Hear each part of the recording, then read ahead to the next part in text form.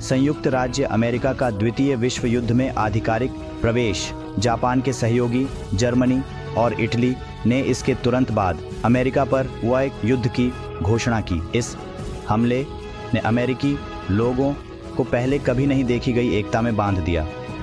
भर्ती कार्यालयों में लड़ाई में शामिल होने के लिए उत्सुक स्वयंसेवकों की बाढ़ आ गई। पूरे देशों ने युद्ध के लिए लामबंदी की, जिससे अर्थव्यवस्था और समाज में परिवर्तन आया। हालांकि इस हमले का कई जापानी अमेरिकियों के लिए एक अंधेरा पक्ष भी था। अधिकतर अमेरिकी नागरिक थे जिन्हें अपने घरों और व्यवसायों को छोड़ने के लिए मजबूर किया गया। यह संयुक्त राज्य अमेरिका के इतिहास में एक शर्मनाक अध्याय बना रहा। पर्ल हार्बर पर हमले के दौरान संयुक्त राज्य अमेरिका की सेना में तेजी से परिवर्तन हुए। जहाज़ों और विमानों के उत्पादन में संसाधनों को जोड़ा गया। नई तकनीकों का विकास अभूतपूर्व गति से हुआ।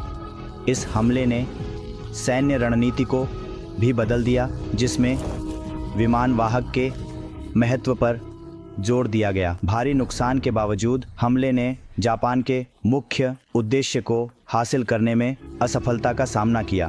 पर्ल हार्बर में पुनर्प्राप्ति की प्रक्रिया तुरंत शुरू होती है।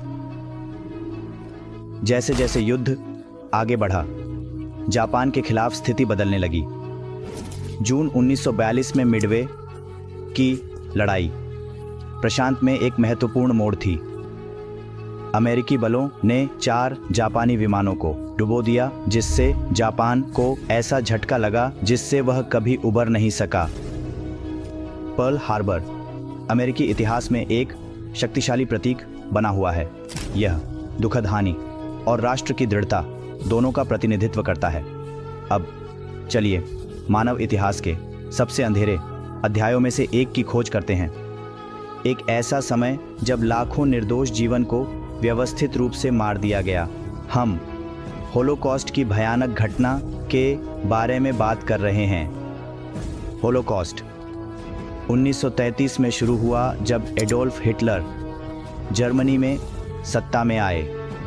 हिटलर की नाजी पार्टी ने एक नस्लीय विचारधारा को बढ़ावा दिया जो आर्य जाति को श्रेष्ठ मानती थी।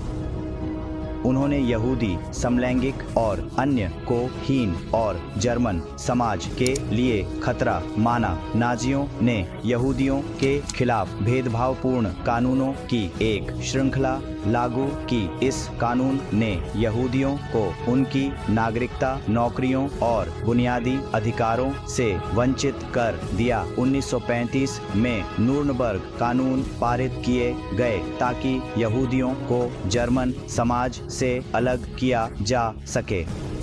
यहूदी लोगों को सार्वजनिक रूप से पहचानने के लिए पीले सितारे पहनने के लिए मजबूर किया गया। जैसे जैसे नाजी शक्ति बढ़ी, उन्होंने यहूदी जनसंख्या का दुरुपयोग करना शुरू कर दिया।